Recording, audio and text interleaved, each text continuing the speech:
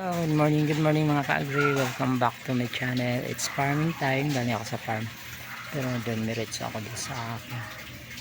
Lettuce dito sa likod ko mga lettuce plant.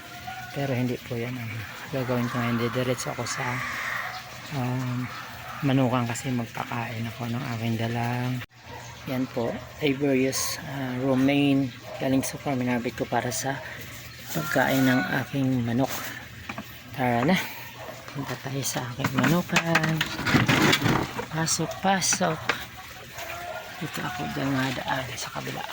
Kasi bawal po dumaan sa lettuce. Baka makatawid sila at makakain nila yung aking mahaling lettuce. Ito po ako. Ayan. Kasi masalubong na sila. Ayan. Gutom pero nakakain yan sila kanina ng pigs. Pero ngayon nakainin ko sila ng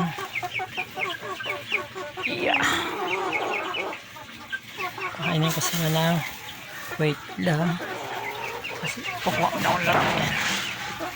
Muna sila kakain ng pigs kasi tapos na sila kumain. Ay nakabukas, why nakawala ka na. Ay bakit ito dito saan na nawala yung maliit. Kruk. Nawala yung maliit. Patay tayo dyan. Hindi ko na naisara. Saan kaya yun? Nagutulaan na. Wait lang. Chicken. Natagalan ako kasi nahanap ko yung isang makulit na iwanan kong bukas ang pinto kasi nagpalit ako ng tubig. So pagpunta ko ng farm, bukas pala itong pinto. Buti hindi lumabas si Rhode Island yun. Red Rhode Island. Ito po yung nawala. Yung aking Plymouth Rock.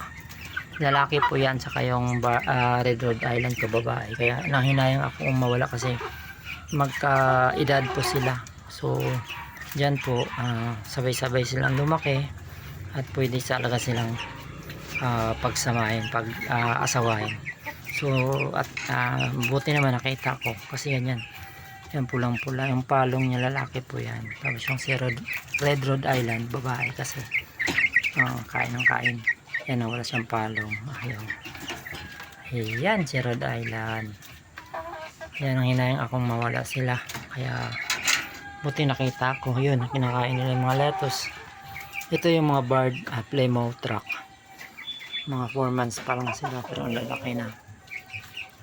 Ito may palong siya pero paling lalaki po yan. Ito po yung mga babae po yan. Yan, ganyan itsura ng babae, walang palong. Ayan, babae din po yan. Kung nanunuka, sisirain mo yung camera ko. Yan, babae din po yun. Saka ito yung lalaki tandang.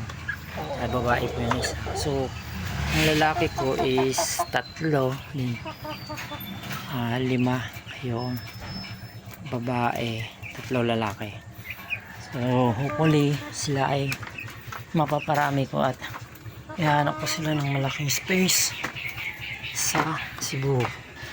Ito ko sila pala pararamihin. So, ito po yung itlogan nila. So, hindi pa naman sila nag-itlog. Hindi pa kasi 4 months. Sa tingin ko 4 months pa lang sila. Kasi ito yung February 4. Binigay ni Dr. Rose. Pero ang tansya ko is na siya. Nung inalagaan ko siya.